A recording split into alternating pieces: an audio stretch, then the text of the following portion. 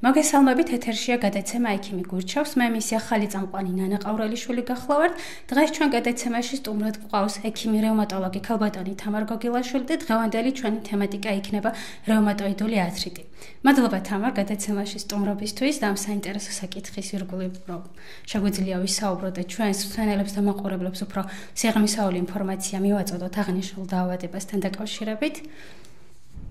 დიდი მადლობა მოწვევისთვის, დიდი მადლობა დაინტერესებისთვის და ძალიან მნიშვნელოვანია დღევანდელ დროში რევმატოლოგიური დაავადებების ზოგადად ინფორმაციის და ცნობიერების ამაღლება და მიხარია რომ ამის მონაწილე ვარ.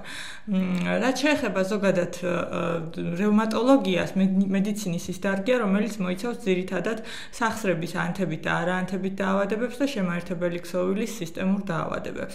შესაბამისად, ძალიან გავრცელებულია დღევანდელ რეალობაში რევმატოლოგიური დაავადებები და ასე ვთქვათ, აქტუალობას არ კარგავს განსაკუთრებით სეზონურადაც შეიძლება ვთქვათ მისი დაინტერესება გარდამავალ პერიოდებში, როგორიცაა შემოდგომა და გაზაფხული.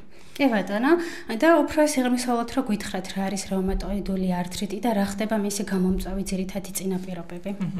რევმატოიდული ართრიტი საკმაოდ გავრცელებული ანთებითი ართრიტის ფორმას მიეკუთვნება რევმატოლოგიურ მიმართულებაში. ყველაზე მეტად გავრცელებულ დაავადებებს მიეკუთვნება ოსტეოართროზული დაავადებები, ოსტეოპოროზი და შემდგომში უკვე მოდის ანთებითი ხასიათის ართრიტები და ერთ-ერთი ყველაზე გავრცელებული, როგორც მთელს მსოფლიოში, ისევე ჩვენ ქვეყანაში და ჩვენ პოპულაციაში არის რევმატოიდული ანთებითი ართრიტი.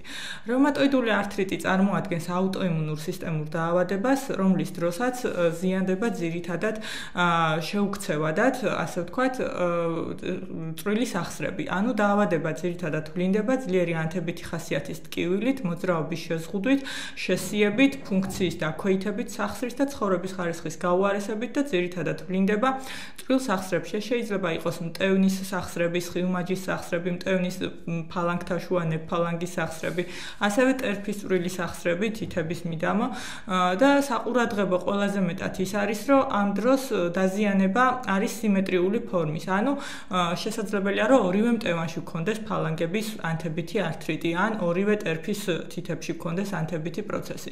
ძირითადად ადრეულ გამოვლინებას მიეკუთვნება წვრილი სახსრების ანთებითი პროცესი და ტკივილი და მოძრაობის შეზღუდვა სახსრებში, თუმცა შორწასულ შემთხვევაში უკვე მსხვილი სახსრებიც ერთვება, ეს შეიძლება იყოს როგორც იდაყვის, მხრის, მუხლის, მენჯბარძაყის სახსრები.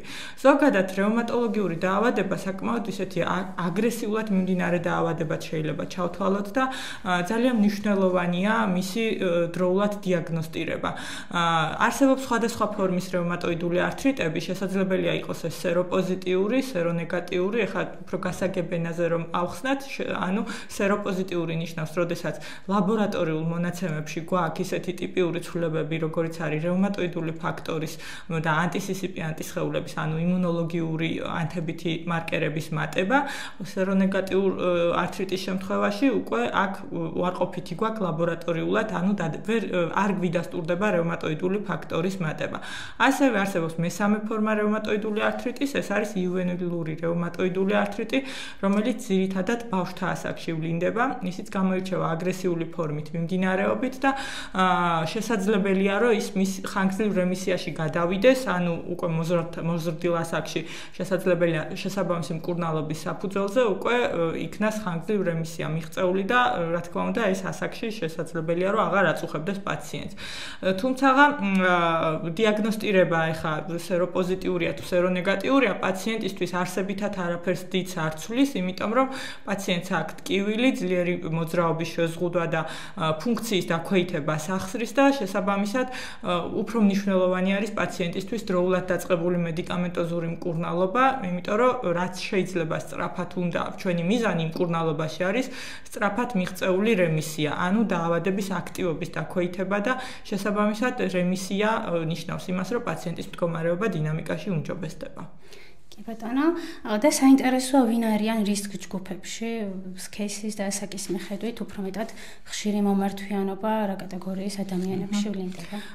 ძირითადად მდედრობითი სქესი არის უფრო მეტად მოწყვლადი რევმატოიდული ართრიტის განვითარებაში, ძირითადად არის ახალგაზრდა ასაკი, უფრო მეტად 25-30 წლის ასაკიდან 60 წლის ასაკამდე არის მდედრობითი სქესის მიმართ უფრო რევმატოიდული ართრიტის განვითარების ალბათობა, თუმცა ეს არ ნიშნავს, რომ არ ემართებათ მამაკაცებს. მამაკაცებთანაც ვლინდება, რა თქმა უნდა, და უფრო მეტად ასაკის მატებასთან შეიძლება შეგხვდეს ხშირად მამაკაცებში.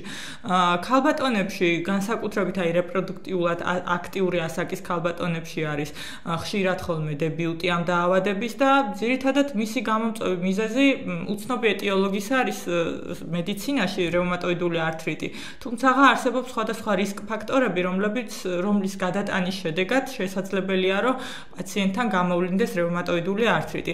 ეს შეიძლება იყოს რაიმე ტიპის ტრამვა, რაიმე ფსიქოემოციური დიდი სტრესის გადატანა, ასევე ვირუსული და ბაქტერიული ინფექციები, ქრონიკული ინფექციები, როგორიც არის სტრეპტოკოკული ინფექციები, გულის რევმატიული დაავადება, როდესაც ანთებითი ქრონიკული ბაქტერიული ინფექციის შედეგად ხშირად ხდება, რომ რაღაცნაირად იმუნური სისტემა აქტიურდება და შესაძლებელი არის არც თუ ისე იშვიათად შემდგომში უკვე ანთებითი იმუნური ტიპის ართრიტის გამოვლინებასთან მქონდეს საქმე.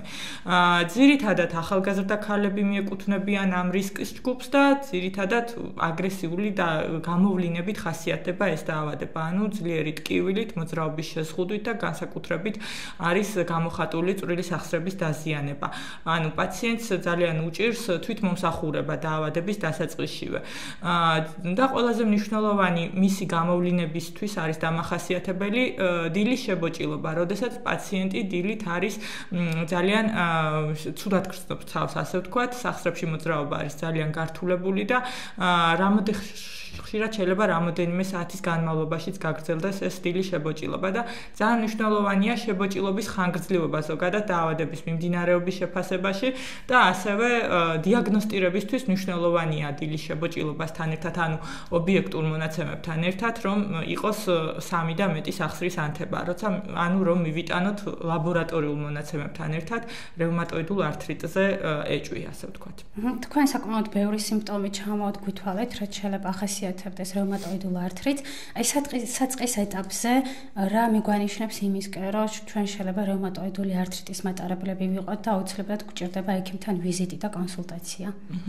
ძირითადად ასეთი პაციენტები უჩივიან რამოდენიმე თვეში უკვე დაავადების დაწყებიდან რამოდენიმე თვეში უკვე საკმაოდ კარგად არის გამოხატული დაავადების კლინიკური მიმდინარეობა, ანუ ანთებითი პროცესი სახსრებში, მოძრაობის შეზღუდვა, მაგალითად ასეთ პაციენტს უჭირს თმის დავარცხნა, ხელის ზემოთ აწევა, კარების სახელურის გახსნა, ასეთი ნატიფი მოძრაობების შესრულება, იმიტომ რომ გამოხატული არის ძლიერი ტკივილი, მოძრაობის შეზღუდვა და შესიება და ეს ტკივილი არის სიმეტრიული, არ არის მარტო ერთ ხელში, მაგალითად არის ორივე ხელში ერთნაირად. რაც მთავარია, ყურადღება უნდა მიექციოს, რა თქმა უნდა, ტკივილს, შებოჭილობას და განსაკუთრებით ექიმთან, როდესაც ხვდება ასეთი პაციენტი, მნიშვნელოვანია, რომ დროულად იქნას ეჭვი მიტანილი ამ დაავადებაზე, იმიტომ რომ დღევანდელი ახალი მიდგომებით და ზოგადად რეკომენდაციებით, ევროპული, გინდაც ამერიკული რეკომენდაციებით ძალიან მნიშვნელოვანია დაავადების გამოვლინებიდან ძალიან სწრაფად დაწყება ისეთი მედიკამენტოზური მკურნალობის, რომელიც დაავადების აქტიურობას აქვეითებს, ასე ვთქვათ, და მის აგრესიულ მიმდინარეობას. ამიტომ ძალიან მნიშვნელოვანი არის დროულად ექიმთან მისვლა და კლინიკურ ლაბორატორიული კვლევების ჩატარება. დიაგნოსტირებას რაც შეეხება, დაავადების დიაგნოსტირება მოიცავს როგორც სისხლის ბიოქიმიური ანალიზის შეფასებას, ასევე ინსტრუმენტულ კვლევების ჩატარებას. ეს შეიძლება იყოს რენტგენოგრაფიული გამოკვლევა მტევნების სახსრების პირველ რიგში, სადაც ტიპიური ცვლილებები ვლინდება, თუმცა დაავადების ადრეულ სტადიაში რენტგენოლოგიური ცვლილება შესაძლებელია არ გქონდეს, ანუ სახსროვანი ცვლილებები ჯერ არ გქონდეს განვითარებული. რენტგენზე სახეზე გვაქვს ეროზიული ტიპის დაზიანება სახსრების ხრტილოვანი სტრუქტურის დარღვევა.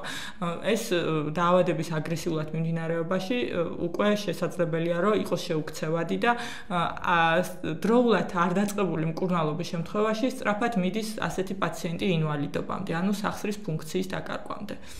ეხლა სწორედ ჩემი შემდგომი კითხვაც ამას შეეხებოდა, რა არის ყველაზე ის უკიდურესი მდგომარეობა, რამაც შეიძლება მიიყვანოს ადამიანი სასიცოცხლოდ მნიშვნელოვან ისეთ მაჩვენებლებამდე, რაც მას ფაქტობრივად სიცოცხლეს უზღუდავს. და რა იქნება თქვენი რჩევა პრევენციის მხრივ, რაც შეიძლება რომ დაგვეხმაროს, შევამციროთ ამ ართრიტის განვითარება, ამ დაავადების შეხვედრა, რას ურჩევდით ჩვენს მსმენელებს და მაყურებლებს? ისიც საქმე იმაშია, რომ რევმატოიდული ართრიტი ზოგადად ხა სახსრებზე ვისაუბრებთ ბევრი, მაგრამ დაავადება მხოლოდ სახსრებს არ აზიანებს სამწუხაროდ. შორს წასულ შემთხვევაში ზიანდება შინაგანი ორგანოები. პირველ რიგში სამიზნედ შეიძლება ჩაითვალოს თვალი, ფილტვები, თირკმელი, განსაკუთრებით ხშირია თირკმლის ამილოიდოზით გართულება, ანუ თირკმლის შეუქცევადი დაზიანება შორს წასული რევმატოიდული ართრიტის შემთხვევაში. ამიტომ ძალიან დიდი მნიშვნელობა აქვს დაავადების დროულ დიაგნოსტიკას. სახსროვანი ტკივილი შემთხვევაში აუცილებელია ექიმ სპეციალისტთან მიმართვიანობა ზოგადად და ნამდვილად ექიმი მიიტანს ამაზე ეჭვს, რომ საქმე შეიძლება გქონდეს არა ოსტეოართროზულ ჩივილებთან, რომელიც არის სახსრის ხრტილოვანი ქსოვილის განლევა და ძირითადად ასაკობრივი ხასიათის ცვლილებებით ვლინდება ხოლმე სახსრებში, არამედ ანთებითი ხასიათის ართრიტი, როგორც არის მაგალითად ეს რევმატოიდული ართრიტი. ზოგადად ხდება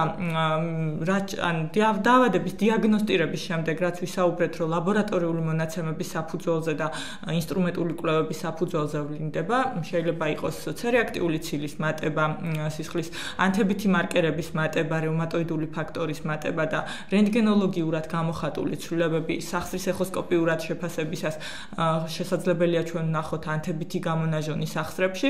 ამ ყველა კრიტერიუმის ერთად შეკრებისას, რა თქმა უნდა, ისმება დიაგნოზი რევმატოიდული ართრიტი და რევმატოიდული ართრიტის მკურნალობაში მრავალფეროვანი, ასე ვთქვათ, არჩევანი შეიძლება გქონდეს ანთების საწინააღმდეგოდ ტკივილის მომხსნელი პრეპარატების, თუმცა ოქროს სტანდარტს მიეკუთვნება დაავადების მიმდინარეობის შემცვლელი პრეპარატები, ანუ მამოდიფიცირებელი პრეპარატების ხმარება, როგორც არის იმუნოდეპრესანტები, ანტიციტოკინები, რომლის დროსაც ხდება იმუნური სისტემის, ასე ვთქვათ, დათრგუნვა და დაავადების აქტივობის შემცირება.